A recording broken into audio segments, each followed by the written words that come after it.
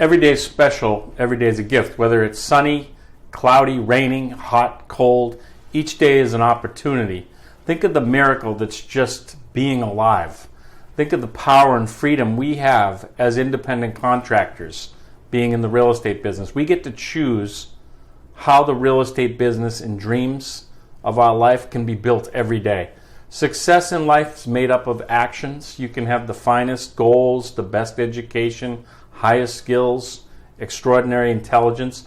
Yet, unless you take action, these will do you no good. Hope's a terrible strategy, but when you apply words to the acronym HOPE in the right pattern and apply hope to your life, you can become great.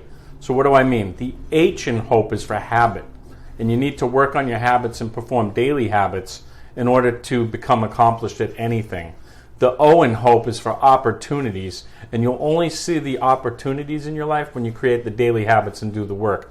The P in HOPE is for potential, and you'll not reach potential in your life without grabbing every opportunity that presents itself. But finally, the E in HOPE is for execution, and you cannot become successful in life without executing every day. Is it uncomfortable to take action? Sure it is. In order to accomplish anything, you got to step outside your comfort zone. You must challenge yourself to greatness. It's one of the most loving things you can actually do for yourself or anybody else in your life. You know, get out from in front of the TV, the phone, the computer, and get something done. Make an appointment with a friend. Go see somebody. Go talk to people. After you take action, you'll know that you're in control of your life as a salesperson. You're in control of your destiny. Each day is a special gift. We get far too few of them. I'm a huge fan of Kara Lawson. She's the head coach of the Duke women's basketball team. She was in the WNBA. She was in the Olympics. She was an ESPN analyst for basketball. But she is a great person to look at for teaching the players how to control their ego, control their habits, staying focused. And I want to share a video. I want to talk to you about a couple phrases. First one is because you have accomplished, you will always accomplish. But because you have accomplished, you will always accomplish. The second one is because you have never accomplished, you will never accomplish. Okay? So think about those. Most people in life, most people in our society fall into one of those. Even though they seem like extreme statements, because we're saying always and never, right? And so anytime you say always and never, you think, well, that's the extreme. But most people fall into one of those two categories. They think because they've accomplished, it entitles them to accomplish more. It entitles them to that because they've accomplished. Or they think because I've never accomplished, I'm subject to a life without accomplishment. It might not be a whole life. It might be I'm subject to a career without accomplishment. I'm subject to lack of accomplishment in a subject. Like whatever it is, most people fall into one of those two things. Most people fall into one of those two things. And the way we look at accomplishment, Coach just talked about it. If we're going to apply for a job, what do? What's the first thing we do when you apply for a job? You send a resume. What does the resume say? It says all your accomplishments. So before you even apply for a job, you send them a paper that has everything that you've ever done in your life. Or most of the highlights of the things that you've done, your accomplishments. And then that employer looks through a bunch of those and then judges them and says, hey, this person's accomplishments seem better than this person's accomplishments, so I'm going to interview this person for the job. Then you interview, and then ultimately someone gets it. Someone gets it based on their accomplishment. And so what we do is we value that. We value that. And I'm not saying this to say that it's bad to value accomplishment. I don't think it is. But we value that because it changes the way we address people. If someone's accomplished something, we'll address them differently. They've accomplished a certain number of degrees, we'll call them a doctor. If they've accomplished a number of championships or a great career, we'll call them a Hall of Famer. Right? Like we value accomplishment. But here's the people you need to be careful of. People you need to be careful of are the people that overvalue accomplishment. People that overvalue it. Because it can be overvalued and it's dangerous. It's dangerous. Because people that overvalue accomplishment misplace like how impactful it can be and what it holds for you in your life. And what I mean by that is, if someone comes up to you and starts to talk, and the first thing that they say is they say, here's what I've done, and they start listing what they've done. Or someone comes up to you to talk to you about someone else, and they say, here's what she's done, or here's what he's done. I'm immediately less interested in what they have to say after that. Like immediately. Like that's how you tell someone overvalues accomplishment. And no one walks up to you and says like, hey, like I overvalue accomplishment, right? Like you got to figure it out. You got to figure it out. Here's how you tell. What comes out of their mouth, what prefaces thoughts, they're talking about their accomplishments or other people's accomplishments first. That tells you they overvalue it. I'm immediately less interested. I don't care what you've done. I don't care.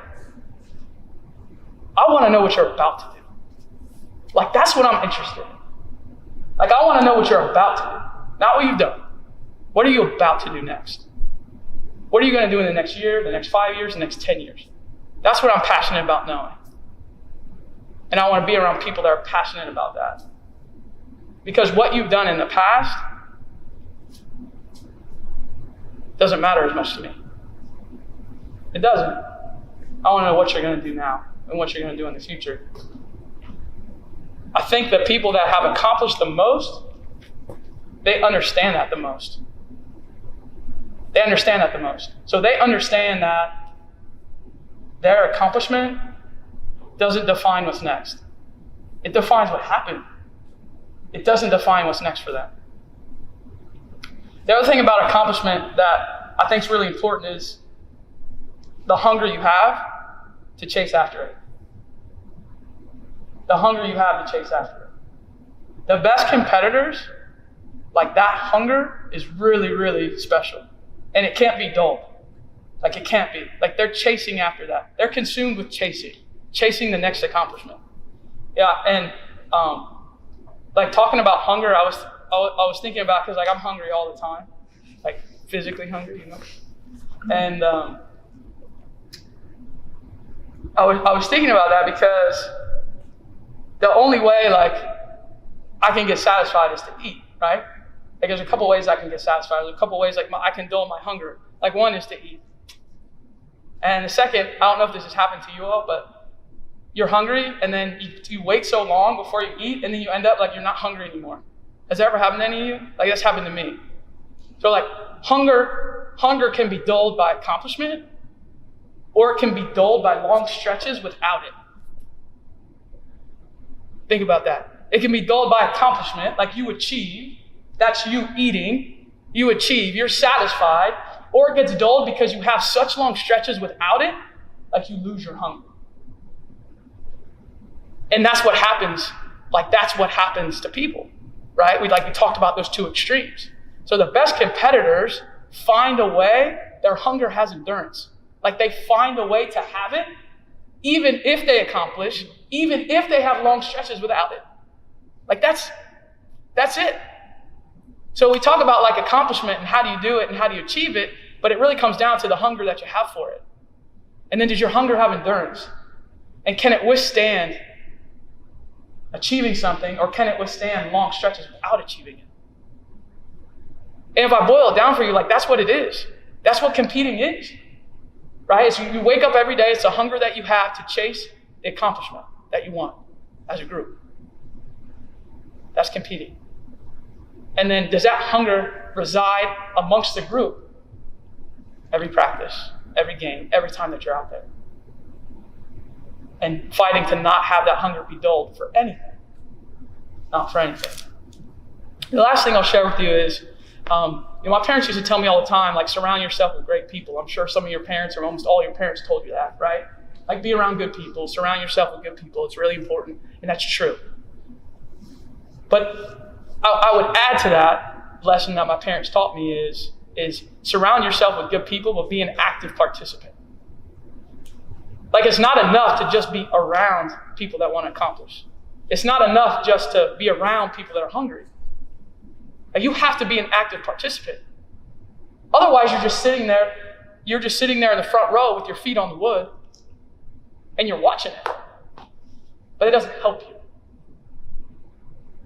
So surround yourself with good people, and then be an active participant in chasing the accomplishment. Active participant in being hungry.